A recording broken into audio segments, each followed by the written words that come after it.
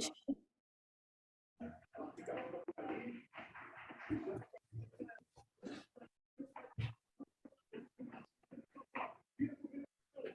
Olá, boa noite a todos. Gostaria de dar as boas-vindas a todos que estão aqui online e também, principalmente, para a doutora Fernanda Teresa Lima, que é uma médica geneticista do GRAAC e também do Hospital Israelita Albert Einstein, e ela se dispôs a conversar com a gente a respeito de síndromes genéticas de predisposição ao câncer na criança, e isso, como todos nós sabemos, é extremamente importante para a gente dar orientações para os nossos pacientes que já tiveram câncer na infância, porque, infelizmente, eles podem estar predispostos a ter mais. Então, vamos à aula da doutora Teresa, da Fernanda Teresa, e ela me passou o recado que essa aula é para ser bastante interativa, então quem tiver qualquer pergunta pode levantar a mão, que ela prefere mesmo que pergunte durante a aula, não é isso, Fernanda? Exatamente, é um prazer estar aqui com vocês. Eu acho que essa hora da noite, se a gente fica ouvindo muito, a gente fica cansado. Eu sei que o pessoal deve estar chegando, jantando, mas eu acho que se a gente faz alguma coisa mais interativa, fica mais animado. Eu acho que a gente resolve as dúvidas na hora. Eu estou aqui controlando o tempo e espero apresentar para vocês alguma coisa bastante prática, assim. Quando a Mônica me convidou, eu pensei muito se eu ia falar assim, das síndromes mais frequentes, como é que eu ia apresentar, e eu acho que, assim, os oncologistas hoje, eles estão tanto, os oncologistas que atendem crianças, quanto os oncologistas que atendem adultos, estão cada vez mais conscientes da predisposição hereditária ao câncer. Mas na criança, a gente tem muito mais dificuldade em identificar, então eu pensei em fazer alguma coisa bem prática, e a gente vai discutindo aí, vocês vão tirando as dúvidas ou discutindo casos como acharem melhor. Eu não me incomodo nem um pouco de ser interrompida. Então vamos lá.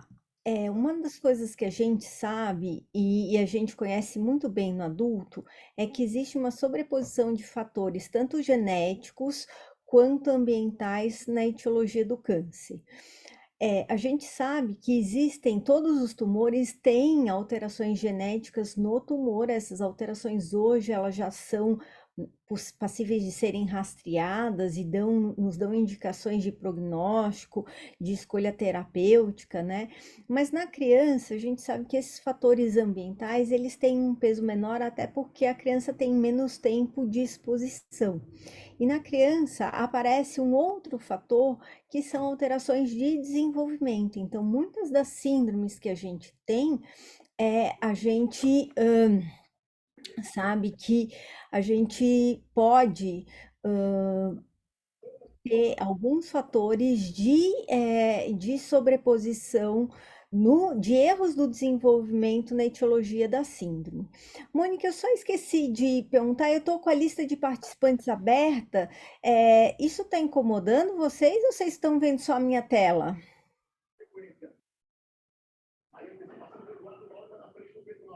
Cada pessoa consegue minimizar a lista dos participantes, se quiser. Não, mas você está vendo a minha lista de participantes? Está atrapalhando o slide? Não, não tá. Mas se tiver para a tela de alguém, é só minimizar, porque isso é uma caixinha do Zoom que você consegue minimizar e mover de um lugar para o outro. Tá. Eu sempre deixo do ladinho, mas as pessoas podem minimizar e você não enxerga nada, só realmente o tracinho É preto. que eu não sabia se estava em cima do slide. Se não Não, tiver, não, o você seu não está, pode ficar tranquila. tá ótimo. Então, daí a gente segue pensando que na criança esses fatores genéticos ainda são pouco compreendidos, e agora a gente começa a perceber aí alterações de desenvolvimento, também em tumores que aparecem um pouquinho mais tardiamente, né? No início, a gente pensava no diagnóstico sindrômico muito para orientação dos familiares e eventualmente para vigilância de algum outro tumor, né? Isso não deixa de ser verdade. Hoje a gente sabe cada vez mais que algumas das síndromes de predisposição hereditária, elas levam a tumores múltiplos. É muito importante a gente reconhecer essa predisposição para alertar eventualmente outros irmãos, os pais, primos, mas a gente também sabe que cada vez mais a gente tem alterações que são acionáveis, ou seja, dependendo da capacidade do gene alterado de causar o tumor, a gente tem uma acionabilidade, ou seja, uma possibilidade de mudar a conduta maior, né? Então, hoje a gente entende como penetrância essa capacidade de causar o desenvolvimento de tumor frente a uma mutação que existe num determinado gene. Quanto maior a penetrância, maior a acionabilidade. E essa acionabilidade hoje, ela muitas vezes está além de prevenção e vigilância, mas também de escolhas terapêuticas. Então, por exemplo, já há mais de uma década a gente sabe que na esclerose tuberosa a gente tem uma alteração da via de mTOR, né? Essa via de mTOR desregulada em vários tecidos, ela pode ser inibida por inibidores de mTOR, mudando a história natural da doença. Então, se a gente frente, por exemplo, a uma criança que tem um tumor de sistema nervoso central tipo cega, a gente pode usar esses inibidores e a gente muda aí a história da doença. Então, hoje a gente tem um outro motivo além de simplesmente rastrear ou alertar os familiares, né? Além disso, esses testes genéticos estão cada vez mais acessíveis. Os testes no tumor ainda são bastante caros, mas os testes para a gente ver alterações germinativas, hoje eles custam algo em torno de US$ 250. E isso foi possível porque depois de 2007 apareceram na prática clínica os sequenciadores de nova geração, que permitem a análise de um número muito grande de pacientes, um número muito grande de genes, ao mesmo tempo que levou a essa queda progressiva do valor dos exames. Então, hoje esses testes estão bastante acessíveis. A própria ANS tem previsão de cobertura. Então, por exemplo, hoje a gente consegue pesquisar variações nos genes do retinoblastoma para crianças com retinoblastoma, além de outras síndromes, né? Então, a gente tem cada vez mais acessibilidade. Infelizmente, no serviço público, a gente ainda não tem acesso a esses testes para avaliar do ponto germinativo ou somáticas alterações genéticas associadas aos tumores. Um trabalho bastante interessante e que foi um separador de águas na avaliação germinativa de crianças foi esse trabalho que foi publicado em dezembro de 2015 no New England Journal of Medicine, de um grupo que avaliou 565 genes associados a vários tipos de predisposição hereditária ao câncer, além de genes supressores de tumor. Então, eles viram genes associados a doenças dominantes, recessivas e outros genes associados ao câncer, e encontraram em crianças com câncer, tinham um braço controle na população geral e um braço controle de crianças com autismo. E eles viram uma frequência de 8,5% de alterações germinativas na criança com câncer. Esse fato chamou muita atenção porque a gente achava que as alterações germinativas que levavam à predisposição hereditária ao câncer eram muito raras. E esse trabalho mostrou que essas alterações não eram tão raras, né? Aqui a distribuição de tumores que eles tinham nessa amostra, e eles encontraram em tumores, crianças com tumores sólidos não do sistema nervoso central, uma frequência de 16,7%. E é extremamente alta em alguns tipos tumorais. Então, por exemplo, os tumores adrenocorticais chegaram quase 70%. Os carcinomas nos tumores sólidos de sistema nervoso central, os tumores de plexo coroide, 25%.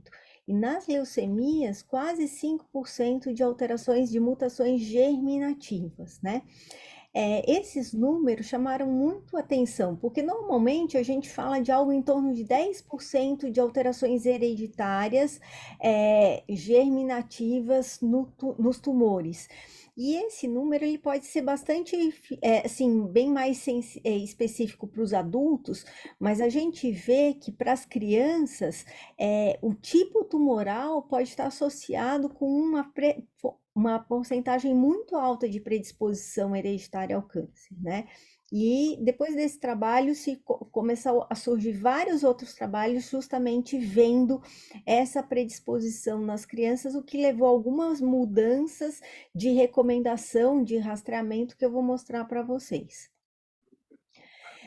O problema é que a predisposição hereditária ao câncer na criança, ela é de difícil reconhecimento, né? Muitas vezes a gente não tem um histórico familiar, às vezes esse histórico não é avaliado, muitas vezes os pais não relacionam tumores que ocorrem no adulto com os tumores que ocorrem na criança, então eles não acham importante relatar, digamos, espontaneamente o avô, a avó, o tio, a tia que tiveram tumores em idade jovem, ou mesmo uma idade mais avançada, porque eles não veem relação com o desenvolvimento do câncer da criança. A gente tem várias síndromes com mutações recessivas ou mutações de novo aqui no sentido de que não ocorrem na família, né? E algumas vezes a gente tem algumas síndromes que têm um fenótipo letal, então não pelo tumor, mas sim pela síndrome em si, o que leva a uma dificuldade no reconhecimento dessa predisposição hereditária. Além disso, nem todos os médicos estão afeitos às características sindrômicas, então muitas vezes isso passa despercebido. Me chamou muita atenção uma criança que desenvolveu leucemia com 12 anos de idade e a mãe, na realidade, procurou a avaliação genética porque ela estava muito preocupada com a gemelar, era uma gemelar dizigótica, mas ela ficou extremamente preocupada e quando eu olhei para a menina, ela tinha um fenótipo de Turner, ela ainda não tinha menstruado, ela era baixa, ela tinha uma série de características dismórficas, e quando a gente aprofundou a investigação sindrômica, essa criança na realidade tinha uma síndrome que é o diagnóstico diferencial da síndrome de Turner, que é a síndrome de Noonan, né? Então, às vezes a gente não percebe algumas características sindrômicas, né? E muitas dessas síndromes não têm um fenótipo clínico bem reconhecido. Então, a gente pode até achar que a criança é um pouco estranhinha, mas não consegue pensar imediatamente numa síndrome. Todos esses fatores fazem com que a predisposição hereditária ao câncer na criança realmente ela seja de mais difícil reconhecimento, né? Então, eu resolvi aqui tomar algum tempo para falar para vocês quando suspeitar, porque a gente tem que suspeitar sempre de predisposição hereditária ao câncer, seja no momento do diagnóstico do paciente, quando ele é diagnosticado com câncer, mas muitas vezes esse tumor ele já foi tratado, a criança está bem, ela está em acompanhamento, e é nesse momento que a gente começa a ver que aparecem outras alterações associadas a síndromes que a gente tem que também suspeitar. Então, eu trouxe aqui um guideline que foi publicado em 2016, ele já foi desenvolvido mais, então tem algumas coisas que já estão um pouco diferentes que eu coloquei na sequência, mas eu acho esse protocolo extremamente prático, porque ele se baseia em 5 pontos, né? O histórico familiar, a uma pessoa com alguns tipos tumorais, então existem hoje alguns tumores que são de rastreamento universal, ou seja, independente do histórico familiar ou de qualquer outra característica, a gente sempre tem que investigar a predisposição hereditária ao câncer na criança. A criança que tem vários tumores, né? E daí a gente vai falar sobre isso, alguns sintomas clínicos e uma coisa que a gente pensa muito pouco, que é a toxicidade exacerbada ao tratamento. Então, começando pelo histórico familiar de câncer, a gente tem que pensar que a avaliação da história familiar é o principal indicador para a busca de riscos hereditários. E assim, a gente sempre pergunta da história familiar. Às vezes a gente pergunta muito superficialmente, a gente não dá ênfase suficiente. Então, é muito comum um médico perguntar um paciente, tem alguém com câncer na família ou tem alguém com alguma doença grave? Mas às vezes realmente o que falta é os pais do paciente, principalmente quando eles estão muito assustados ou muito impactados pelo diagnóstico, fazer essa ponte entre os familiares. E a gente tem muito poucas famílias desse tipo, onde todo mundo se conhece, todo mundo sabe o que acontece, né? Hoje as famílias são muito mais nucleares. Eu sempre brinco que eles sabem muito mais do pedigree do cachorro do que do histórico da família. E muitas vezes a gente tem assim uma única criança com câncer, né? Então, será que essa única criança com câncer ela pode ser uma representante de algum tipo de predisposição hereditária ao câncer? E daí a gente tem que se valer de outros aspectos. Primeiro, entender bem essa história da família, saber se a família conhece a família em si, quer dizer, se eles têm ideia da estrutura da família em 3 gerações e se sabem se existiram indivíduos com câncer, tanto no adulto quanto na criança, não só na criança. Na criança com câncer, se eu tenho um familiar de primeiro grau com câncer com 45 anos ou menos, ou 2 ou mais familiares com câncer com 45 anos ou menos, pais consanguíneos ou crianças com 2 ou mais tumores antes dos 18 anos, a gente sempre tem que investigar a predisposição hereditária ao câncer, né? Outra coisa que a gente precisa fazer, então, a primeira coisa é a história familiar. A segunda coisa é lembrar que alguns tumores, independente da história familiar, a gente sempre tem que rastrear, né? Aqui eu errei a ordem. Então, quando eu falo de criança com 2 ou mais tumores, a gente tem que evitar, assim, não confundir esses 2 ou mais tumores primários com tumores relacionados ao tratamento e diferenciar de uma predisposição potenciada pelo tratamento. Desculpem. Em relação a tumores específicos, esses tumores sempre devem ser encaminhados para uma avaliação de predisposição hereditária ao câncer. E isso ocorre pela força de associação com síndromes ou pela dificuldade de reconhecimento das síndromes por outras características, né? Então, aqui a gente tem uma lista desses tumores. Então, um tumor adrenocortical, como eu mostrei naquele trabalho, a gente tem quase 70% dos pacientes associados com predisposição hereditária ao câncer, tumores teratoides rhabdoides atípicos, gangliocitomas, carcinomas plexo, coroide, uma série de outros tumores, como tumores de saco linfático, hemangioblastoma, meduloblastoma, gliomas do nervo óptico, né, de tumores de sistema nervoso central, o hepatoblastoma, alguns tipos de leucemia, alguns tumores mais raros, como tumores de célula de Sertoli Leydig no ovário, o retinoblastoma, por exemplo, né?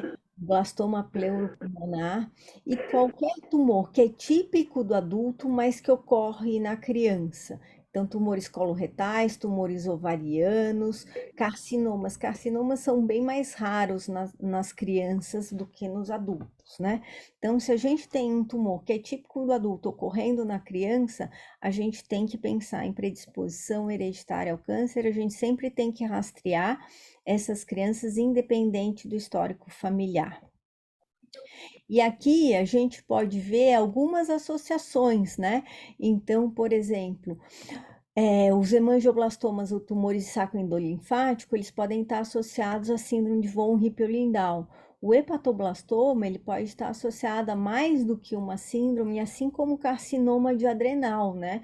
Então, tem alguns tumores que eles podem ser tumores sentinela para mais do que uma síndrome, como, por exemplo, os schwannomas, os meduloblastomas, além desses que eu já coloquei. Tem outras síndromes, como a síndrome associada à mutação de SER1, que podem causar uma gama de vários tumores diferentes nas crianças, né? Então, a gente tem que ficar atento. Essa lista é muito maior do que isso, não dá tempo da gente falar de todos nesse momento, mas é bastante importante a gente ficar atento a esses tumores, digamos, sentinelas. E depois a gente tem uma série de características particulares que podem nos dar a ideia de uma predisposição hereditária ao câncer. E para isso, a gente tem que fazer algum tipo de avaliação desmorfológica simples. O exame físico feito pelo oncologista no início do tratamento, ele é bastante importante, porque a gente consegue ver essas características ainda não, digamos, deturpadas pelo tratamento, né? Muitas vezes o tratamento ele traz aí alterações, as crianças às vezes sofrem várias cirurgias, usam muitos corticoides, então a gente perde essa avaliação mais fina ao longo do tratamento.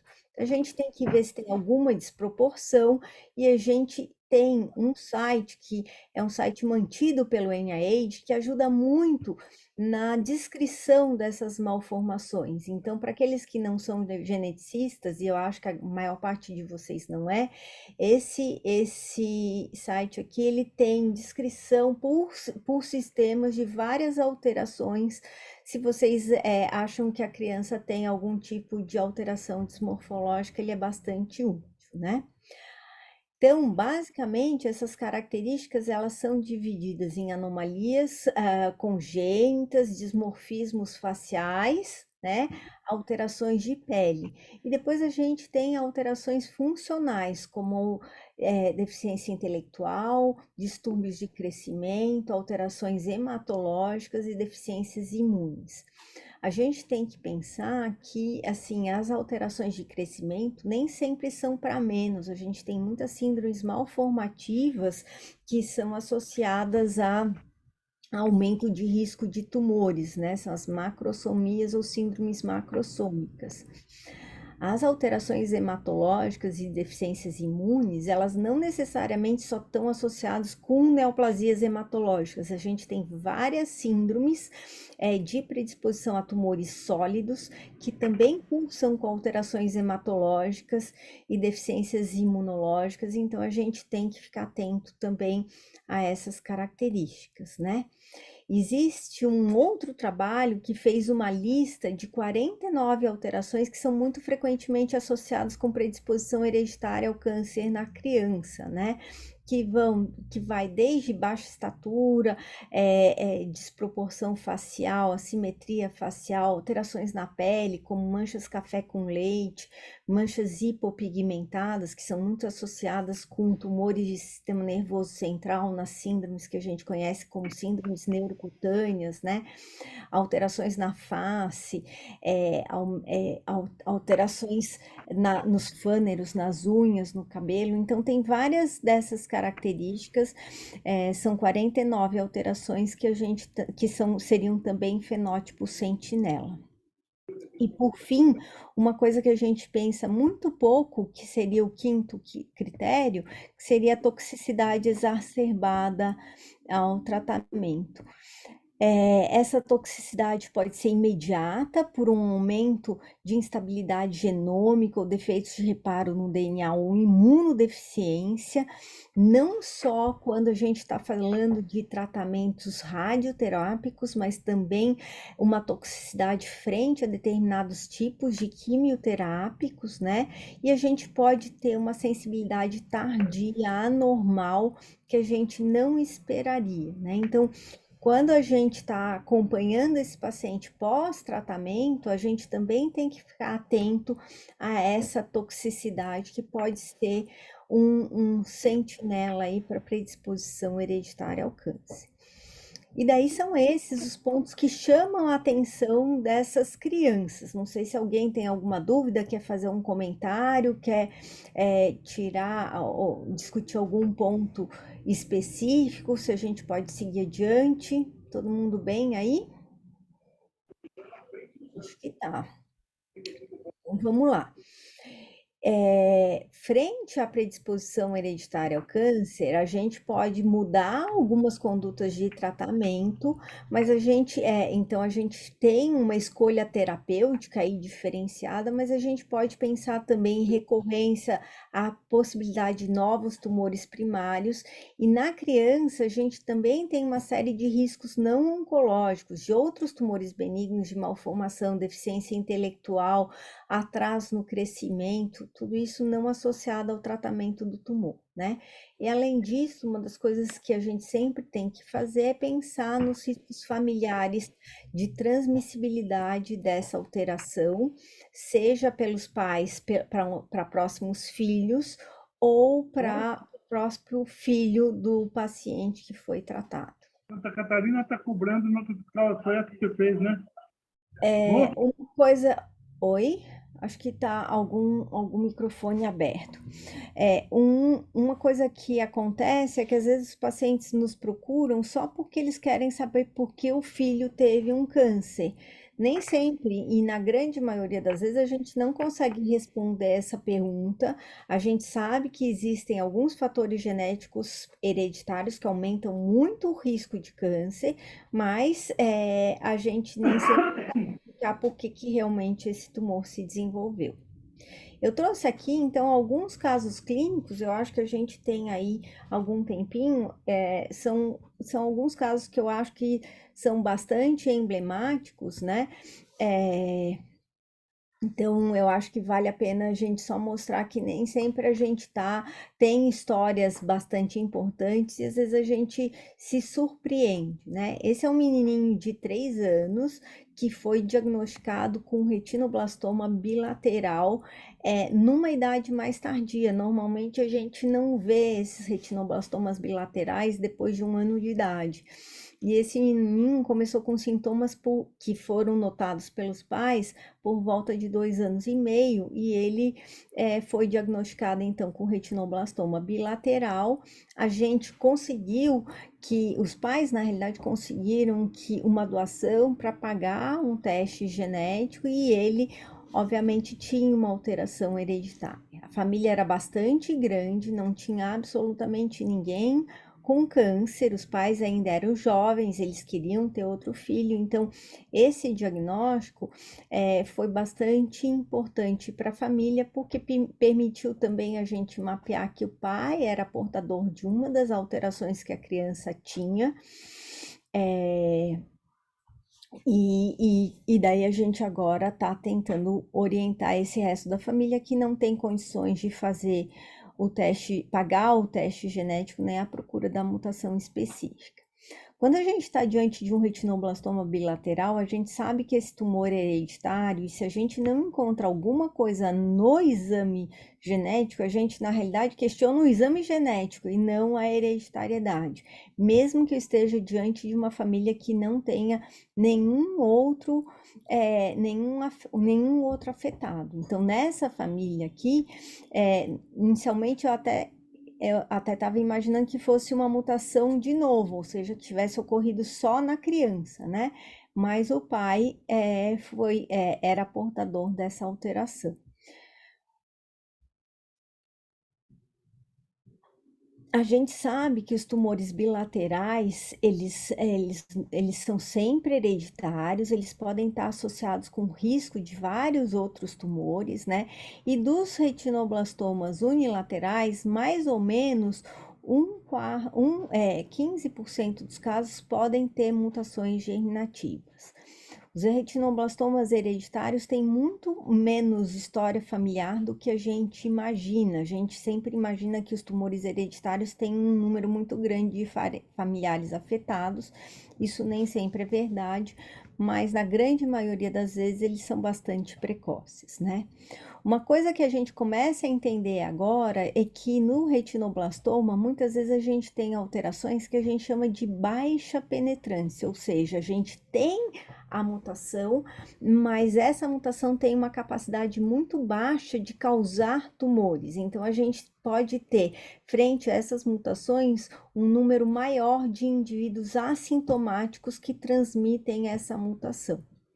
Além disso, outra coisa que a gente começa a ver é que no sobrevivente de retinoblastoma hereditário, existe um número muito grande de outros tumores. A gente sempre soube da associação de retinoblastoma hereditário com retinoblastoma trilateral, que seriam tumores hipofisários, pinetes neuroectodérmicos primitivos, né?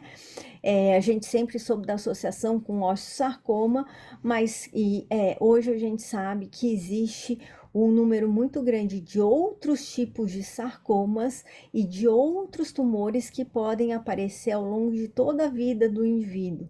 Então, esse é um trabalho bastante recente que mostra não só essa frequência de outros tumores nos pacientes que sobrevivem ao retinoblastoma, né? Mas também essa frequência de carcinomas, melanomas, tumores do sistema nervoso central que podem aparecer aí ao longo da vida do indivíduo, né? E isso faz com que hoje a gente tenha já a evidência de rastreamento ao longo de toda a vida desse indivíduo. Existem tumores que são mais frequentes, como sarcomas, não só o osteosarcoma, mas sarcomas de tecidos moles, leiomiossarcomas uterinos, melanoma e tumores do sistema nervoso central, e tumores que a gente sabe que são menos frequentes, como os tumores gastrointestinais e os tumores de tireoide. Mas já existe essa recomendação de que o paciente com retinoblastoma hereditário seja acompanhado não só durante a infância, não só pensando em osteosarcoma, mas em vários tipos de tumores ao longo de toda a vida. Não sei se alguém quer fazer alguma pergunta de retinoblastoma, se quer fazer algum comentário. Então, a gente passa para o segundo caso. Essa síndrome é uma síndrome que se chama síndrome de Beckwith-Wiedemann. É uma síndrome que tem sido bastante frequente, ela tem uma incidência estimada de 1 a cada 15 mil nascimentos. As crianças nascem macrossômicas, com macroglossia, nervos faciais, alterações nas orelhas, muitas vezes com hérnia umbilical, né? E essa síndrome está associada com alterações de marcas epigenéticas que ocorrem nessa região aqui do cromossomo 11.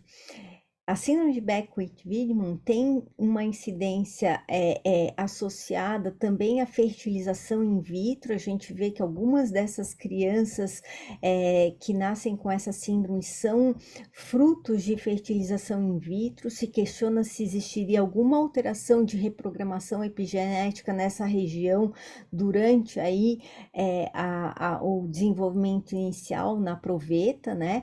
A gente tem nessa região alguns genes que têm expressão paterna, como esses genes aqui, o gene IGF-2, que é um gene potencializador de crescimento, e genes de expressão materna, como esses genes aqui, e o H19, que são genes que suprimem o crescimento. Alterações de imprint nessa região aqui levam a um desbalanceamento, levando a uma expressão maior dos genes de expressão paterna, que potenciam o crescimento, e uma expressão menor dos genes de expressão materna, que suprimem o crescimento, que explicaria não só a característica de macrossomia, macroglossia nessas crianças, mas também um aumento de risco para os tumores. E as crianças com síndrome de Beckwith-Wiedemann, que têm um risco maior de tumor, normalmente elas também têm hemipertrofia e têm alterações epigenéticas específicas, como metilação anormal do gene H19 e a dissomia uniparental paterna, ou seja, ela recebe 2 cópias do pai e nenhuma cópia da mãe. Então, ela tem 2 cópias do gene IGF-2 que potencia o crescimento e nenhuma cópia dos genes maternos que reduzem o crescimento, o que aumentaria muito o risco de tumores, não só na infância, mas ao longo de toda a vida do indivíduo. Na síndrome de Beckwith-Wiedemann, a gente tem muitos tumores embrionários, a gente pode ter hepatoblastoma, tumor de Wilms, carcinoma adrenocortical, rabdomiossarcomas, a gente pode ter muitos tumores na infância, mas também na idade adulta. E hoje a gente entende Beckwith-Vineman como um espectro que pode ser associado desde a uma hemipertrofia isolada, uma síndrome com manifestação atípica até o fenótipo completo, e a gente tem já também uma associação bastante particular das alterações epigenéticas que ocorrem com os riscos de vários tipos de tumores. Então, por exemplo, quando a gente tem uma alteração no centro de imprinting 1, a gente tem um risco de quase 30% de desenvolvimento de tumores, principalmente de tumores de Wilms, né? E daí, com isso, a gente também pode propor rastreamentos mais intensos para essas crianças. Infelizmente, no Serviço Único de Saúde, a gente ainda não vê essas alterações, mesmo nos convênios, a gente tem dificuldade de conseguir esses testes, mas a gente sabe que cada vez mais a gente pode ter uma suspeita de predisposição maior ou menor de tumores, principalmente tumores embrionários, durante a infância, e a gente ainda não tem essa evidência no adulto. Então, essa síndrome também é uma síndrome que é uma síndrome dismórfica, mas muito associada a vários tipos de tumores. A gente tem que fazer um acompanhamento bastante estrito dessas crianças aí, principalmente durante a infância. Uma outra síndrome que eu trouxe aqui para falar para vocês é a síndrome de Li-Fraumeni. Essa síndrome é uma síndrome que é bastante rara fora do país, ela não está associada com nenhuma dismorfia, mas ela está associada com um histórico bastante importante de câncer, né? Essa foi uma menininha que a gente atendeu atendeu no IOP, ela tinha tido um carcinoma adrenocortical, no acompanhamento dessa criança, o pai acabou relatando um número grande de familiares com câncer. Então, a mãe dele tinha falecido com um leiomiosarcoma, ele tinha tido uma tia que tinha falecido já na idade adulta com um tumor ósseo maligno, que ele não sabia o que era, e tinha uma prima com câncer de mama em idade jovem.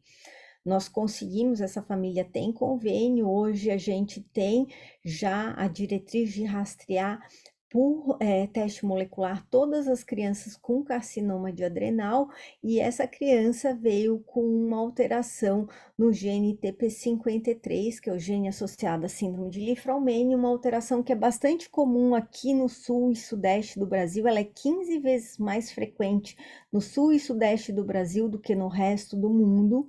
E depois que a gente encontrou esta alteração na criança, a gente pôde rastrear os dois irmãos que têm a mesma mutação e o pai que tem a mesma mutação, provavelmente herdada da mãe, porque o leiomiosarcoma é muito típico na síndrome de Li-Fraumeni. Então, a gente vê que aqui eu tenho uma criança com um tumor sentinela e encontrando a alteração nessa criança, a gente pôde encontrar pelo menos mais 3 indivíduos portadores assintomáticos, crianças muito pequenas que estão em risco. O pai, até esse momento, não desenvolveu nenhum tumor, mas ele tem risco de desenvolver e todos esses indivíduos devem ser colocados sob protocolos de prevenção e vigilância. Assim, no dia... Tem uma mãozinha levantada aqui. Não tô vendo. Fale, quem que tá com a mão levantada? Carol Santana. Carol, por favor. Não sei se foi sem querer, mas tem a mãozinha aqui do... É engraçado que a minha mãozinha quase não apareceu aqui, mas agora eu já puxei ela para aparecer. Agora ela tá mutada, eu não sei se ela consegue desmutar ou se ela quer escrever no chat também.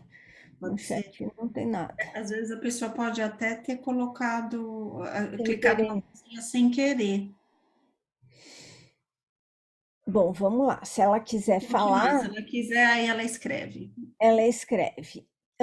Então, essa síndrome, ela está associada com um número muito grande de tumores, principalmente tumores de mama na mulher, sarcomas, tumores de sistema nervoso central e carcinomas de adrenal, né? Então, ela causa a quantidade e o espectro tumoral é bastante amplo e a gente tem hoje alguns critérios bastante específicos e bastante amplos. E uma coisa que chama atenção é que toda criança com carcinoma de adrenal, com carcinoma de plexo coroide, com rabdomiosarcoma embrionário anaplásico, independente da história familiar, assim como mulheres com câncer de mama antes dos 31 anos, têm que ser rastreadas para síndrome de Li-Fraumeni, né? Então, hoje a gente sabe que algumas dessas mutações elas podem estar associadas com esses tumores, né? As alterações desses genes, e a gente tem que rastrear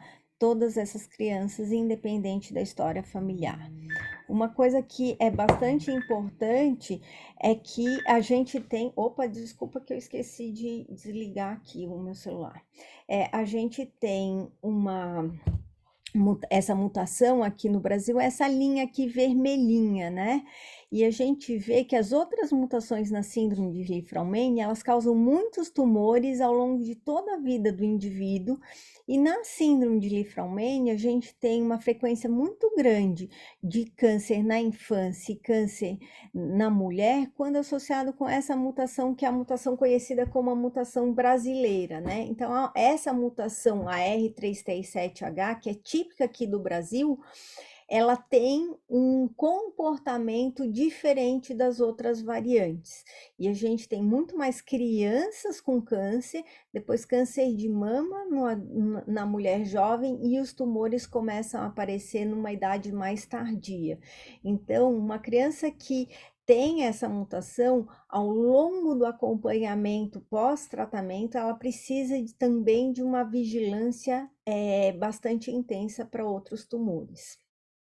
E a frequência de tumores de outros tumores primários, a gente vê que ela depende muito do tumor primário. Então, a criança que teve um rabdomiosarcoma na infância, ela pode ter outros tumores ao longo de toda a vida. A mulher que teve um câncer de mama em idade jovem, ela normalmente vai ter um outro tumor muito próximo ao diagnóstico. Então, a gente também tem que ficar bastante atento a isso, né?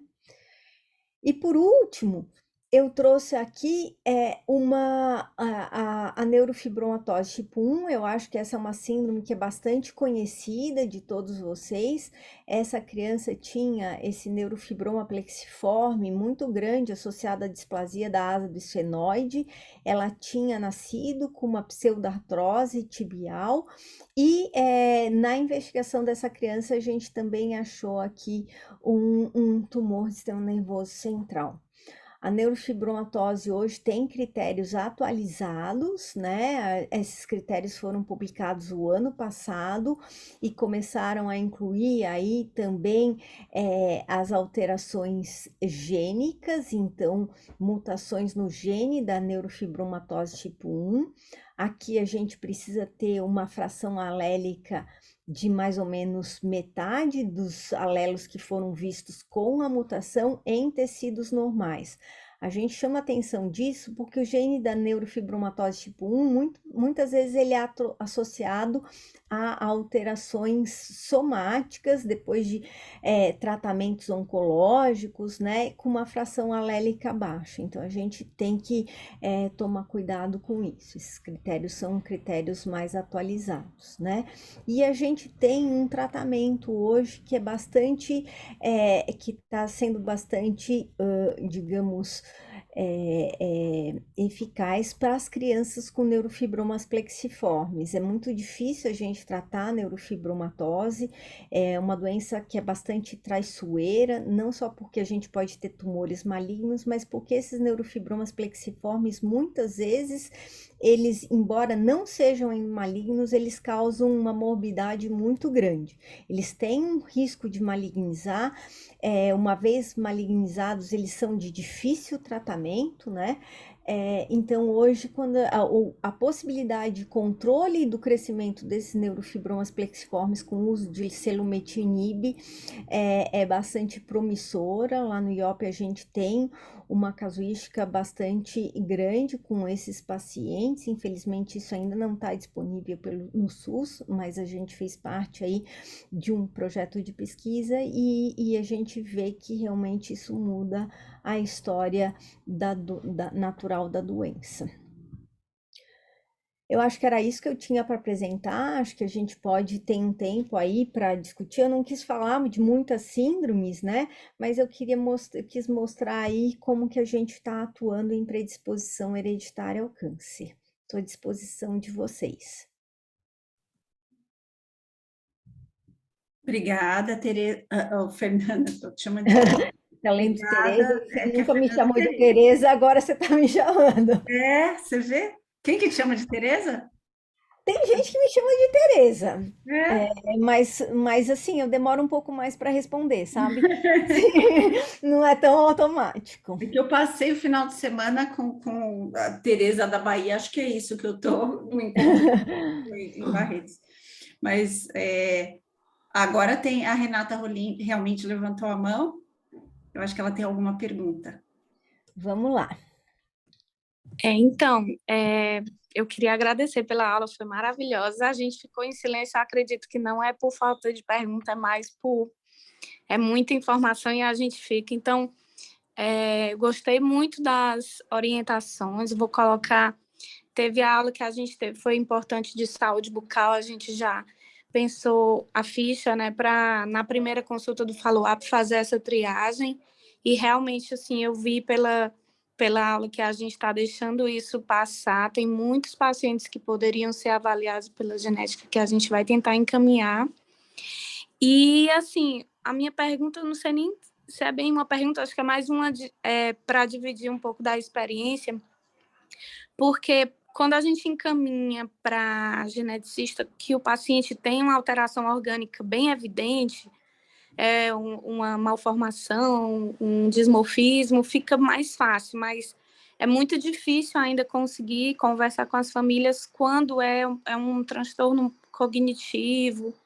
Às vezes a gente consegue diagnosticar, o paciente às vezes é diagnosticado como autismo, a família não aceita, acha que a criança, porque tem características que são muito discretas, então às vezes é difícil a gente encaminhar para não, mas ele não tem nada não, ele sempre foi assim e tudo, e aí eu lembrei de alguns casos de alguns pacientes com aquele caso do Tanner, né, da síndrome de Noonan, e aí eu queria saber, assim, uma maneira da gente, talvez um conselho da gente conversar e também conseguir encaminhar para a geneticista com mais facilidade, mais experiência, né, tranquilidade dos pacientes que estão no follow-up, porque a dificuldade maior que eu vejo é assim, eles já terminaram um tratamento de uma doença muito grande.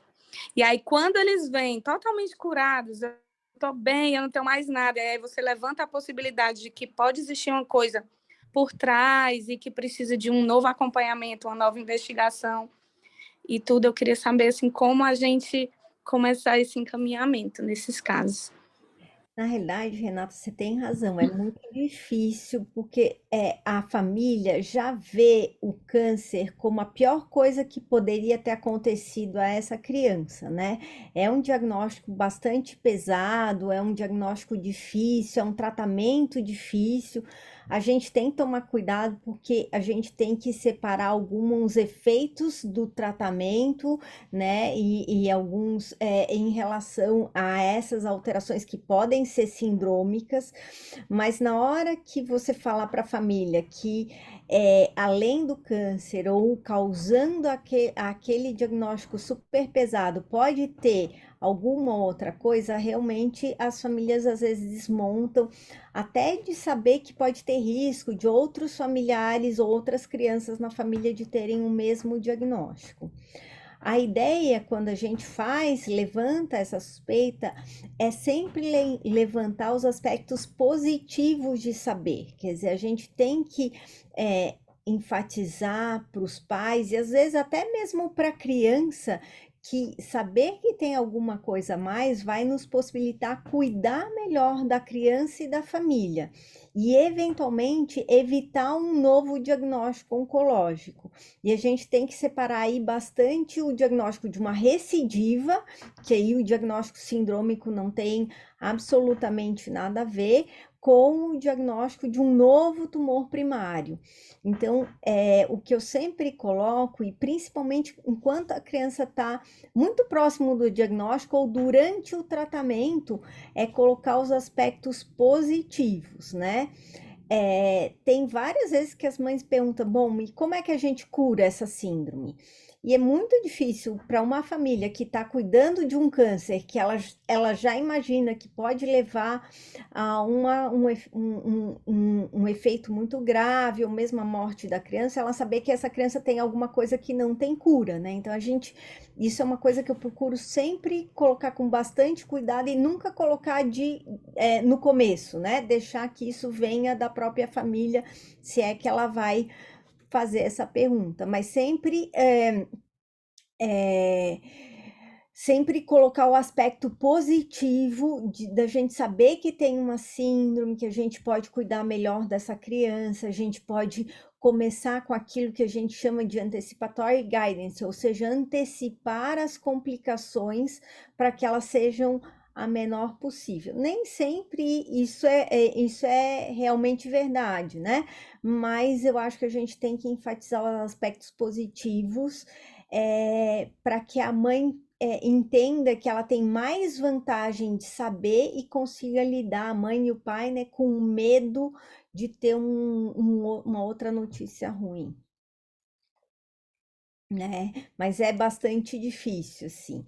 E existe muito uma negação até de contar que tem outras pessoas na família ou que outras crianças faleceram, às vezes o óbito de um parente de uma criança não muito próximo com alguma coisa que possa ter sido um câncer, faz com que os pais não voluntariem essa informação por medo de que a mesma coisa aconteça com o filho deles, né? Então, espero ter ajudado, mas não é fácil, não é uma notícia fácil. Acho que a doutora Gilda falou que quer fazer uma pergunta também, ela colocou aqui no chat. Chat. Fernanda, boa noite. Boa noite. Antes de mais nada, meus parabéns por sua aula brilhante. Acho que Ai, eu sou a obrigada. mais idosa da turma e na minha época não existia genética, né? Aliás, existia só um curso de genética na faculdade de biologia, né? Que a Isso gente que aprende um por isso que monte de plantas. eu fui colega de turma da manhã nas artes, né? Ela estudando biologia e eu medicina, porque era o único lugar onde a gente ouvia falar alguma coisa de genética. Então, houve um avanço muito grande, o que é muito gratificante, né? Eu agora ver que a terapia é alvo. Então, só quem percorreu esse caminho é que pode sentir a emoção. Mas vou fazer uma pergunta aproveitando o seu conhecimento, e não tem nada a ver com follow-up, mas é uma coisa que eu achei interessante, e eu gostaria de saber se tem uma explicação. Um paciente com osteogênese imperfecta que teve leucemia. Eu nunca vi uma associação da osteogênese imperfecta não letal com leucemia, dona. Nós temos um paciente, por isso que eu estou perguntando. O que às vezes a gente tem que procurar, e isso eu já vi com outras síndromes, são alterações de translocação de genes que quebram dois genes, quebra o gene da osteogênese e um gene que aumenta o risco de leucemia, mas realmente eu nunca vi essa explicação. Agora, a gente tem essas associações não usuais, né? Principalmente com neoplasias hematológicas, e que a gente não sabe explicar. Para outras síndromes, e daí eu não sei dizer se essa explicação valeria também para a osteogênese imperfeita, mas isso eu já vi para outras síndromes onde a leucemia ela não faz parte do quadro sindrômico, mas a alteração no gene da síndrome tem um efeito posicional em genes que alteram a hematogênese. Contra o gene. Mas eu nunca li nada assim Especificamente em relação à osteogênese imperfeita, realmente não conheço. É que nós temos um paciente que tem osteogênese e tem leucemia. E na literatura não, eu encontrei 2 casos publicados e não tem explicação, por isso que eu estou aproveitando a tua Eu realmente não aula. conheço essa associação. Acho que são. E a Acho que outra associação que eu vi publicada e que nós não temos definida, mas clinicamente me chamou a atenção, é neurofibromatose com linfoma de Hodgkin. Então, a neurofibromatose, ela explica algumas das vias de leucemogênese foram explicadas pelo estudo dos efeitos do gene da neurofibromatose, mas o gene da neurofibromatose, ele tem um efeito muito maior sobre assim, uma associação nervoso. muito maior com neoplasias hematológicas do tipo leucemia. A gente tem a leucemia mielomonocítica juvenil. Eu já tive alguns pacientes com neurofibromatose tipo 1 e outros tipos de leucemia, mas eu nunca li nada sobre linfomas. Então, Porque quando pesquisei, eu encontrei só um caso descrito no adulto. Mas nesse ano, eu não lembro agora a referência, mas tem uma publicação em criança. eu nunca vi, eu já vi outros tipos de leucemia que não a mielomonocítica juvenil, que é a clássica associada a neurofibromatose tipo 1, mas linfoma realmente eu não conheço, doutora Gilda. Tá bom. Muito Sim, são obrigada. casos Um super abraço. interessantes de estudar, É, essas, é. essas incógnitas. Muito obrigado. Um grande abraço para você. Imagina, doutora Gilda, obrigada a senhora por estar aqui com a gente e dividir esses casos mais curiosos, né? A gente fica interessado em estudar. Acho que não tem nada aqui no chat. É isso que eu estou olhando. Tem vários elogios à aula, excelente Fico feliz. apresentação, parabéns pela excelente aula. Gostaria de fazer uma pergunta. Isso foi a doutora Gilda, né? E Isso. aí, Ana Virgínia, aula excelente, a doutora Fernanda. Isso é porque a gente nunca sabe como apresentar, e eu acho que esse horário da noite a gente tem que apresentar alguma coisa que as pessoas usem, né? Que seja. Ah, sim, tem que ser mais prático, né? Para a gente Aham, conseguir ficar atento, porque as pessoas já chegam em casa mais mais cansadas. cansadas. Então, se ninguém tem mais nenhuma pergunta, a gente também já está no nosso horário, né? O horário acordado para a reunião. Gostaria demais de agradecer a Fernanda pela aula, realmente as aulas dela são maravilhosas. Agradecer a todos que estão conosco até agora, tivemos vários participantes, todos muito interessados, a gente vê pelo chat, pelos comentários, pelas perguntas, e eu acho que a gente deixa a Fernanda para ser convidada numa próxima reunião, a gente tem um cronograma até o final deste ano, mas a gente já viu que o grupo gostou muito e precisa, e de fato a gente precisa ter esse olhar. Eu mesma, há muitos anos atrás, fazendo o interrogatório dos antecedentes familiares de um paciente fora de tratamento, um paciente que tinha carcinoma de adrenal fora de tratamento, eu acho que era carcinoma de adrenal, mas enfim, eu descobri que a mãe tinha falecido de câncer de mama, que era uma informação que não tinha quando ele tratava, porque a mãe estava viva. E aí eu encaminhei, o pai muito preocupado, assim, muito a contragosto, até um pouco bravo, né? Encaminhei para o ambulatório da Fernanda, encaminhei para fazer um acompanhamento, e infelizmente o irmão desse menino, a família tem linfraumênio, o irmão desse menino acabou desenvolvendo um câncer, eu não me lembro, um deles era neuroblastoma e o outro era carcinoma de adrenal, mas não vou saber se o primeiro, enfim, o irmão mais velho era um, o outro era outro. E a gente vê a importância realmente de fazer uma boa história, mesmo quando o paciente está fora de tratamento, a gente atualiza a história no nosso ambulatório anualmente, né? Pergunta como é que está seus irmãos, seu pai, sua mãe. Não é uma história tão detalhada, obviamente, como um geneticista faz, mas a gente faz uma atualização sempre para saber se aconteceu alguma coisa que a gente tem que ficar preocupada, né, para fazer esse encaminhamento, porque muitas vezes esse segundo câncer vem depois que a criança tratou. né? Isso é super importante, porque a história familiar é dinâmica, então a gente tem que estar sempre, mesmo se você está tratando um paciente, né? Você sempre tem que ir atualizando porque as coisas mudam, né? Então, isso é super importante mesmo. Mas eu estou à disposição, foi um prazer estar com vocês. E o que precisar é só mandar um e-mail, estou lá no GRAAC, a gente pode ajudar quem necessitar. Perfeito, muito obrigada, boa noite a todos, bom descanso e boa semana, né? Que a gente está começando a semana, Obrigada. começando o mês. Um beijo a todos, boa noite. Boa noite. Tchau, tchau.